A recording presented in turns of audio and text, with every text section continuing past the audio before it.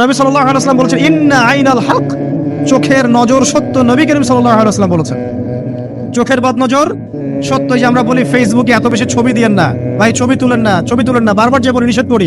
কারণ কি জানেন? একটাই কারণ, বিকজ চোখ লাগাটা সত্য।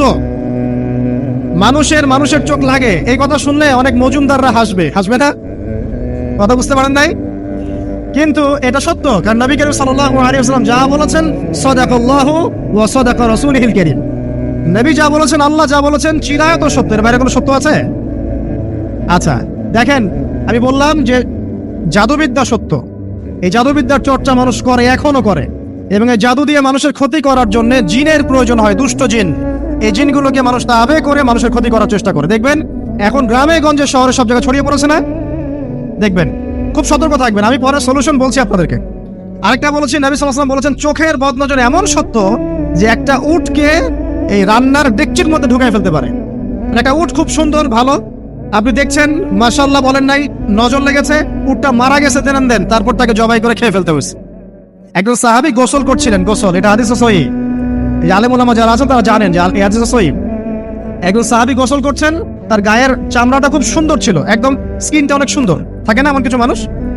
আচ্ছা, এখন আরেকজন সাহাবী এই গোসল দেখছেন দূর থেকে, দেখে বলছেন যে কি চমৎকার তার শরীরের রংটা, যেন কুমারী নারীর মতো, অনেকটা এমন একটা কথা তিনি বলেছিলেন। সাথে সাথে এই সাহাবী অজ্ঞান হয়ে পড়ে গেছে। কোন সাহাবী? যিনি গোসল করছিলেন। এটার আপনি কোনো ব্যাখ্যা দিতে পারবেন না তো, এখানে কোনো সায়েন্স দিয়ে বা মেডিকেল সায়েন্স আপনি কোনো ব্যাখ্যা করতে পারবেন না। একটা ব্যাখ্যা দিতে পারেন, কিন্তু কেন সেটা হলো সেটা আপনি অ্যান্সার খুঁজে পাবেন না। তো নবী সাল্লাল্লাহু আলাইহি ওয়াসাল্লামের কাছে নিয়ে যাওয়া হলো তাকে। তিনি বললেন যে এই ব্যক্তির ব্যাপারে কি কেউ ভালো মন্দ কিছু বলেছিল? তখন একজন সাহাবী বলেন হ্যাঁ, অমুকে বলেছে এর স্কিনটা অনেক সুন্দর, ওকে ডেকে নিয়ে আসুন। ওকে ডেকে আনা হলো। ডেকে আনার পর নবীজি তাকে অনেক শাসালেন, তোমরা তোমাদের ভাইদেরকে কি মেরে ফেলতে চাও? তখন এই সাহাবী তো অবাক, আমি আবার কখন মারতে চাইলাম ইয়া রাসূলুল্লাহ? আমি তো মারতে চাই নাই, আমি তো খালি বলেছি যে তার গায়ের রংটা অনেক সুন্দর।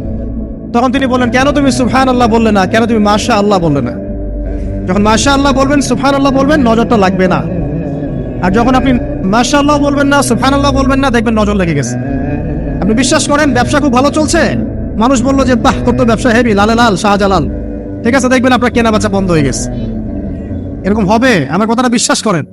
এটা কিন্তু সায়েন্স প্রমাণ করতে পারবেন না, আল্লাহ এবং তার রাসূল বলেছেন, তার উপরে কোনো সত্য নেই। আছে সূরা কাহফ 29 নম্বর আয়াত পড়ে দেখেন, আল্লাহ পাক বলছেন ওয়াকুলিল হাক্কু মির রাব্বিকুম, সত্য সেটাই যা তোমার রবের পক্ষ থেকে আসে।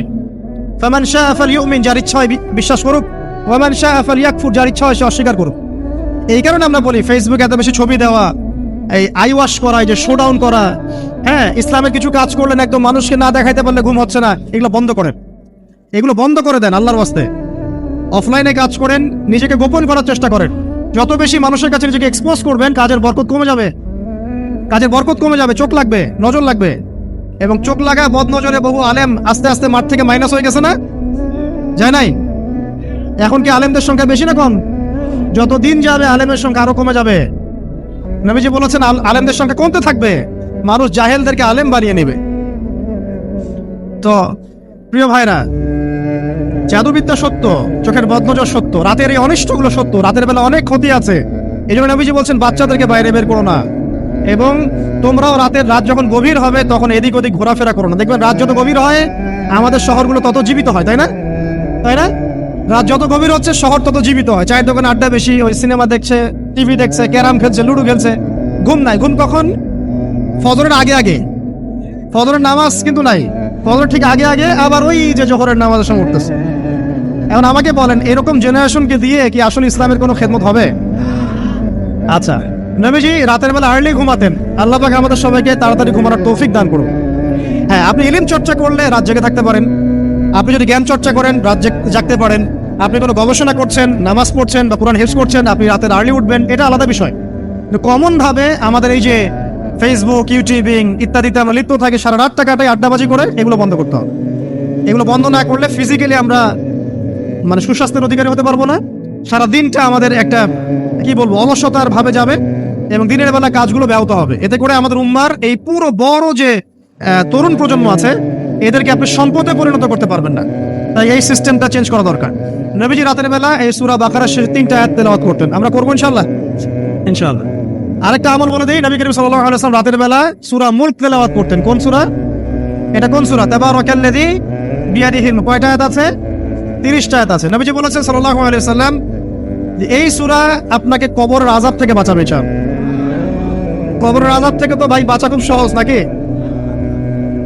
আমাদের মধ্যে এমন কেউ নাই, শোনেন, আমাদের মধ্যে এমন কেউ নাই, আলেম জালেম মুফতি মুহাদ্দিস রাজনৈতিক নেতা পলিটিশিয়ান বিরোধী দল জাতি তারপরে যে সরকার দল যে আছে না কেন, কবরের শাস্তি ফেস করবেন এমন একটা মানুষ নাই, কেউ নাই পৃথিবীতে।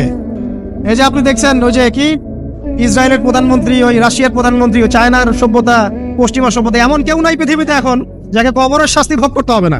আছে? সবচেয়ে লঘু শাস্তি মানে লঘু চাপ, এটা বলতে গেলে আসলে আমি ভাষা হারাই ফেলি। তারপরে বলছি আল্লাহ পাক আমাদের সবাইকে হেফাজত করুন, আমিন।